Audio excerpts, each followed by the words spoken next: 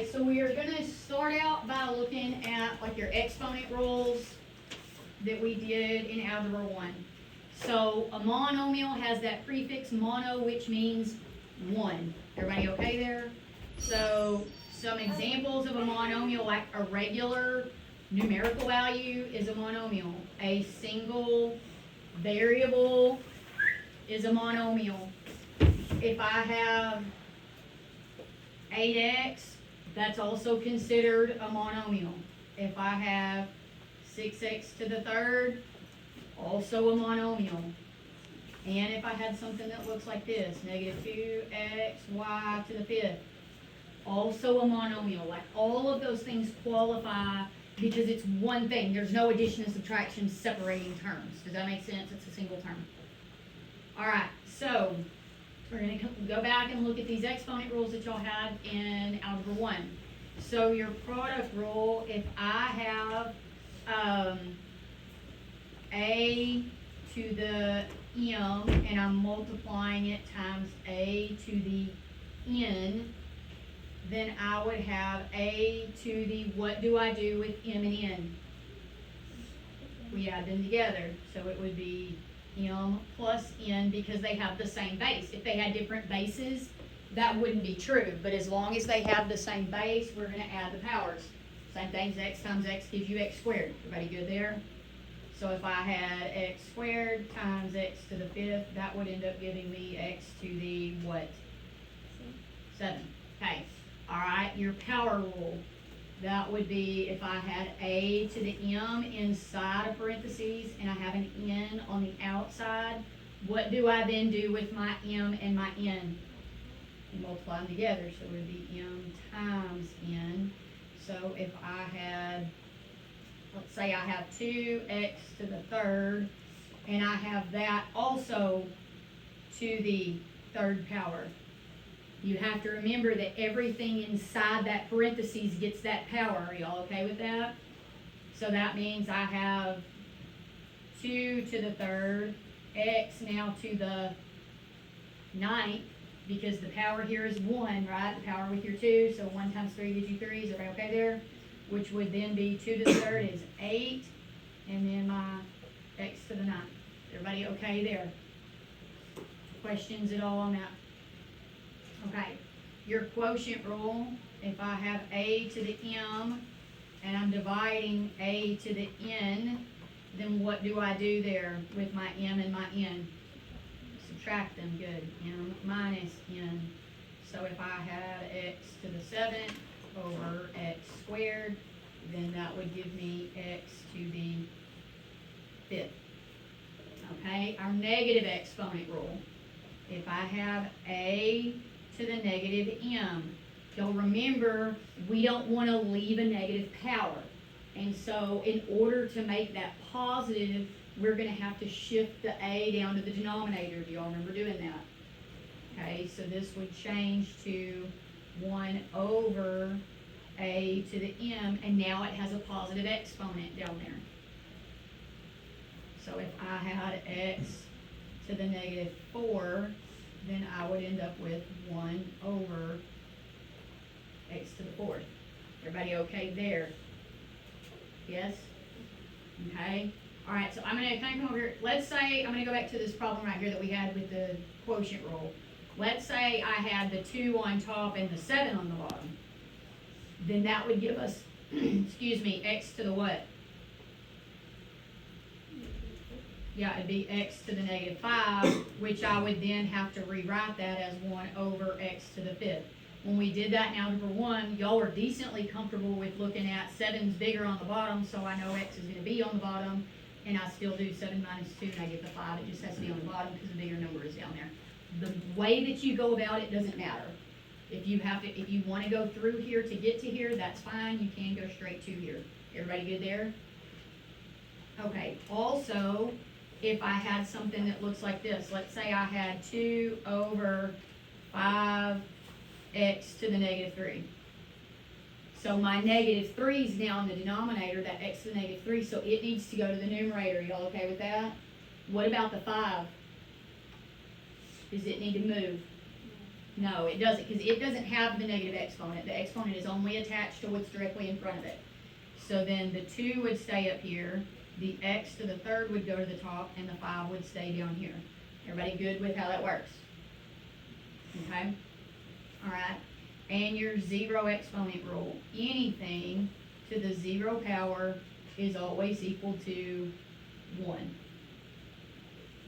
Okay?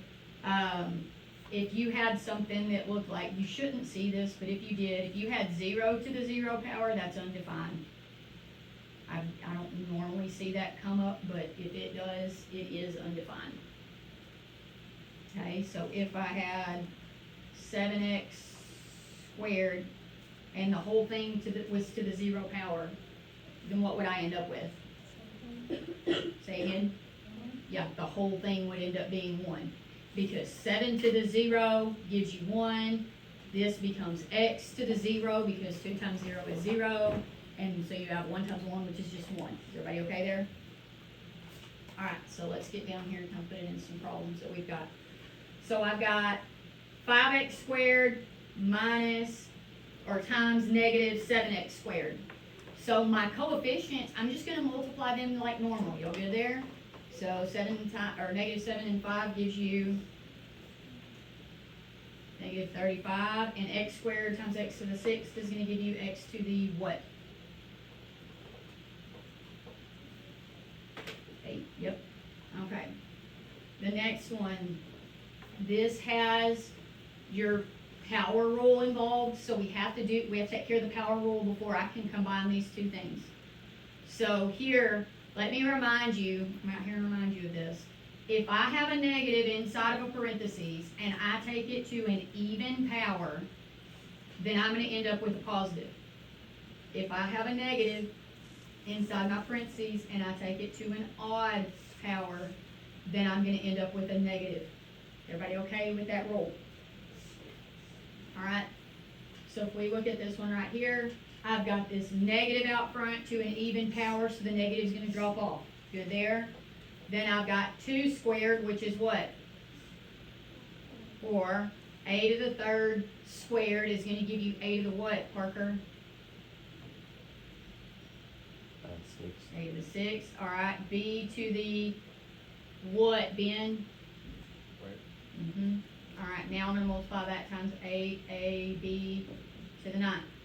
So 4 and 8 gives me 32. A to the what, Chewy? I've got these two. A to the 7 and A to the 1st. Or sorry, A to the 6 and A to the 1st.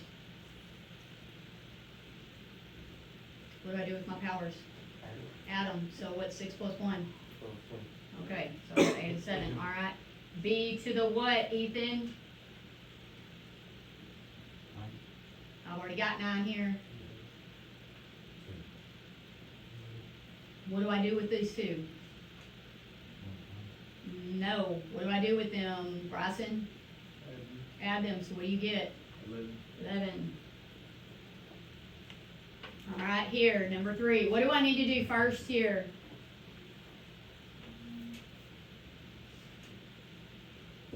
There's 2 operations in this problem. What are the 2 operations? Division and subtraction. Which one has to happen first? Division has to happen first. PEMDAS does not change. All right, division has to happen first. So 54 divided by 3 is 18. What happens with M? Okay, so I get M to the what? 4. All right. What about N, Adam? N to the 3rd. Okay, now I have my subtraction here. Is it okay for me to subtract? Here. What would make it not okay to subtract here? Say again, Hadley. No, parentheses doesn't have anything to do with it. Here's the deal. When I'm subtracting here, the only thing I'm subtracting is the coefficients, right? This is a combined like terms problem. So what is your rule for combining like terms? When is it okay to combine and when is it not okay to combine? And adding or subtracting. Or this just says right here. Yeah, but when am I allowed to add or subtract? Yeah, they have to have the exact same stuff, right? The numbers are really what gets added, subtracted. The variables stay what they are, right? If I had 5x squared minus 3x squared, I would end up with 2x squared, right? And I'm only allowed to do that as subtraction because they're both x squared. I can't subtract x squared and x, right? Is everybody okay there? All right, so as long as these back here match, then I can do the subtraction. But if they don't match, I can't do that. Like, they have to have the same exact variables with the same exact powers. And as long as they do, then I can subtract those coefficients. But if any part of this right here was different from this right here, I would not be allowed to do it. Are y'all okay there? All right, but they're identical here, so I can. So 18 minus 10 just leaves us with 8, m to the 4th, n to the 3rd. Everybody okay there? All right, so this one right here, more than one way that you can do this. It's really up to y'all. So the 2 and the 10, I'm just going to multiply that and end up with 20. Is everybody okay there? All right, so what's going to happen when I have k to the 4th and k to the negative 7?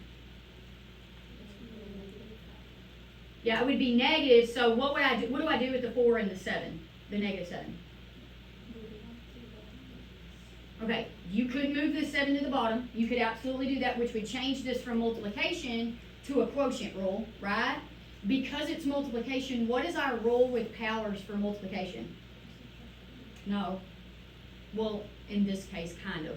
But what does the rule up here say? If I have this right here, what do I do with m and n? We add them together, which in this case, because one of them is negative, it is going to end up being a subtraction. So if I just followed that rule, then 4 plus negative 7 would give you what? Negative 3, which I can't leave it to the negative power, so where's that going to have to be? On the bottom. So I have this 20 right here, right? And then y'all did 4 minus 7, or 4 plus negative 7, which gives you negative 3. So I have k to the negative 3, but I can't leave that in the numerator, so it must go to the bottom. Is everybody okay with that? So I end up with 20 on top and k to the 3rd on the bottom. Is everybody okay there?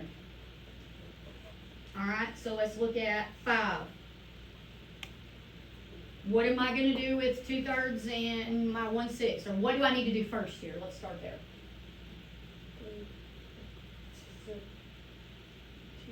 Yeah, the power on the outside. I've got to deal with that. Who gets the 2?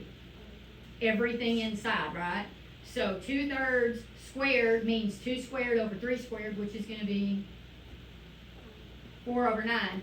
I'm going to get r to the what here? 4th, and s to the what? 14. Your rule is to, you've got to know when you multiply them and when you add them. This right here is addition. This one right here is multiplication, and you have to know the difference. So be really, really careful about that. Okay, so now I have this simplified, so now I can do the actual multiplication of the two terms. So when I multiply 4/9 times 1/6, we are going to get, that's going to simplify to 2 over 27. So I already know I have a fraction. All right, so there's that. All right, let's look at r. R to the what, and where does it go? Top or bottom? Okay, r to the what then, on top?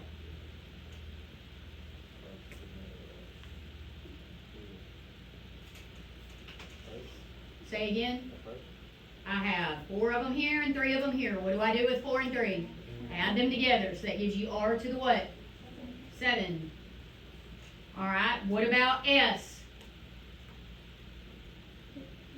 15. Good. And it stays on top. Everything's positive. If everything's not positive, then we have to do something a little bit different, right? Okay. The next one. There's more than one way you can do this. But we know we have to deal with this -1 on the outside, right? If I take -1 to everything on the inside, every single thing in that problem is going to have a negative power, right? which means every single thing in there is gonna have to flip. Everything that's on top would have to go to the bottom, and everything on bottom would have to go to the top, right? So I'm just gonna switch it all right now, because everything's to the first power. None of the numbers are changing, they're just all changing signs, right? Okay, so that's gonna give you 14w to the 12 on the bottom and 7w to the third on top. That's really all that happens when I have that -1 on the outside. Is everybody okay there? Alright, so now I just need to simplify this. So numerically, the 7 and the 14, what happens there? Yeah, I have 1 over 2. Alright, what about w? Where is it bigger? On the bottom, so it's going to land there. What's it going to be? W to what power? 9, very good. Everybody okay there? Yes, no? Okay, this one is really straightforward, so I'm not going to work 7. If you want to work it, you can check with me. I'll tell you if you did it right. Okay, number 8. What do I need to do first here? Yeah, I got to deal with my power. So my first one, I'm going to get c to the what? On top. C to the 4 on the bottom. C to the 8, okay? Then over here, what happens with this one? What happens when I take a negative to the 4th power? It's going to become positive. 3 to the 4th is what? 81. And then c to the 4th power, right? And essentially, if we think about fractions, this is really kind of all over 1, yes? Okay, so I've got all these c's, right? So the 81 is 81. There's no other numbers there. I have c to the 4th and another c to the 4th on top. What happens with those two things?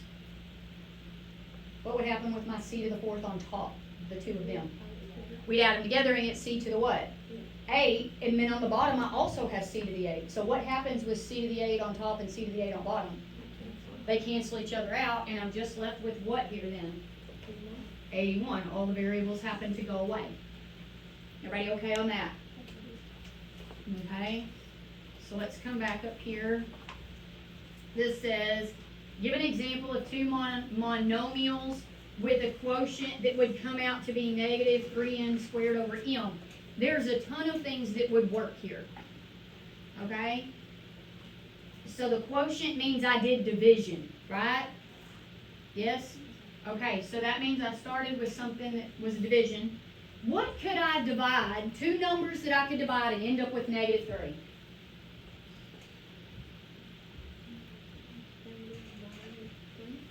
-9 and 3. I agree. That would give me a -3 on top. All right. So I need an n squared on top. So how could I divide and end up with an n squared on top? So what is division? What happens with our variables in division? We subtract them. Okay, perfect. That works. All right. And I need an m in the denominator. So how could that happen? Okay, I could have had a m to the -1 on top. That would work. Do y'all agree? Multiple ways that I could get that. There are other options there, but that works because this would end up being this. Everybody okay there? All right, so let's talk about then a polynomial. Poly prefix means more than one. In this case, they say many, but yeah, multiple. Everybody okay there? All right, so the highest exponent of your polynomial is what we call the degree. Now, your polynomials will need to be written in standard form, so we will always write with exponents in decreasing order.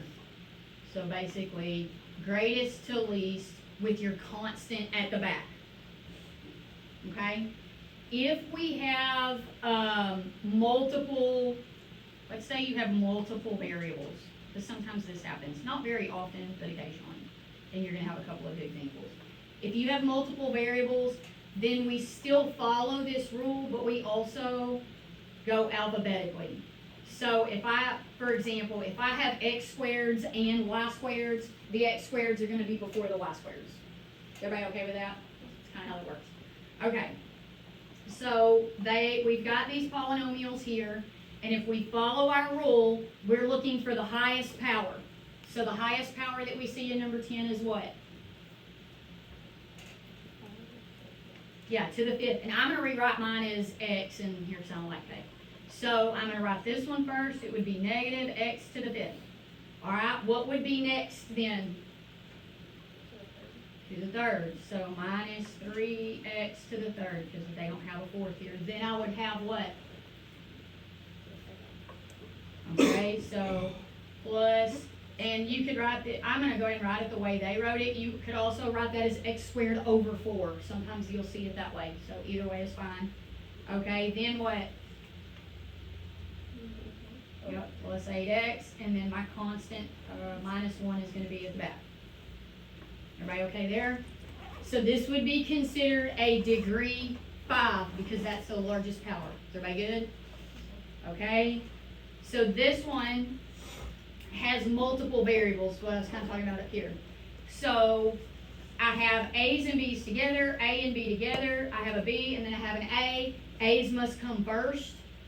So I'm going to start with 4A cubed. All right. The only B that I have by itself is the B squared, and I'm going to do anything that has A before I touch a B by itself. Okay? So this has an A squared, this has a regular A, so this one needs to come first. Y'all following? Okay? So plus 18 A squared B squared. So that takes care of these two. Then I've got to write my 7AB. If we have two variables, y'all don't change them because then you end up with a mess. And then my minus B squared goes at the back. Everybody okay there? Go ahead. No, it's not a dumb question. Go ahead and ask it. Y'all hadn't seen this before. No, I was just wondering why we wouldn't take, because we did like the. Why this doesn't go before this? Yeah. This right here? Because anything that, all the A's must be written before I write an individual B value. So A to the third, A to the second, A. Does that make sense? So I need to finish out the A's before I do an isolated B. Okay. Is that logical now? Okay. All right, yes. Why does A come first? Because A comes first in the alphabet. Oh, Okay. All right, so here I've got X and Y. Which letter am I looking for first? X, and I need the highest power of X. Where is the highest power of X? Yeah, it's to the third right here, so this one is what comes first. So I've got 9x to the third y. That takes care of that one. All right, then I'm looking for the next power of x, which is x squared if it's there. Do I have it? I do, it's right here. So minus x squared. If there was no x squared anywhere, then we would just go down to x. Does that make sense? Okay, so that takes care of that one. This is regular x, so it's next. Are we okay there? Okay, so plus 5xy squared. All right, then I've got minus y to the fourth because it's the only variable left, and then my plus 2 comes back here at the back. Everybody okay there? All right, so we're going to look at the degree, and so there's different ways to name these polynomials. If I have a 0 degree, this means there's no variable. So if there's no variable, that means all you have is a constant. You just have some number. For example, y equals 3. That's a constant function. It's a horizontal line. Y'all okay there? Okay. So if I have an x to the first power, then that is a linear. Think about equations like we've looked at these. 5x plus 3, 5x, like that's linear. All right? X squared is a quadratic. That's how we classify it by degree. X to the third is cubic. X to the fourth is quartic. And x to the fifth is quintic. Y'all shouldn't see anything any bigger than that this year. Okay, so if we talk about number of terms, a single term we already talked about is a monomial. Two terms is called what? Binomial. Three terms would be trinomial. And then four or more is going to be a polynomial. Now, technically, all of them can kind of fall under the polynomial umbrella, but because these have a special name, we use their special name. Does that make sense? Okay. So here, they want us to classify these by both their degree and their number of terms. So the degree here is what? On 13. Linear. Number of terms, it would be called a binomial. Okay, 14. What is its degree? Okay, which is called? Okay, so it is a quintic. How many terms? Quintic trinomial. Okay. The next one, by degree, it's called a what? Constant. Number of terms, we call it a monomial. Good. All right. 16. Degree. Okay. Number of terms.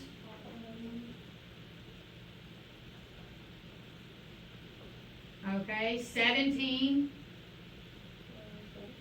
Quadratic. Number of terms.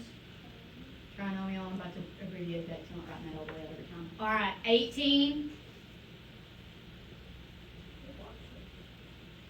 Quartic, like quarter, quartic. Okay. One single term, so mono. So when y'all have to do this on your assignment, you can drop the meal part and write tri, mono, poly, bi. I'm okay with that. All right. So here they want an example of a cubic binomial. Sergio, what do you think? Cubic binomial. You're just making it up. So how many terms do I need? 2, and the first one has to have what power? X to the third. So what you want? Okay. Plus 9? Is that what you said? Okay. All right, that works. There are many. I could write tons of them. That'll work. All right, 20. I need a linear monomial. What you got? Parker, what do you think?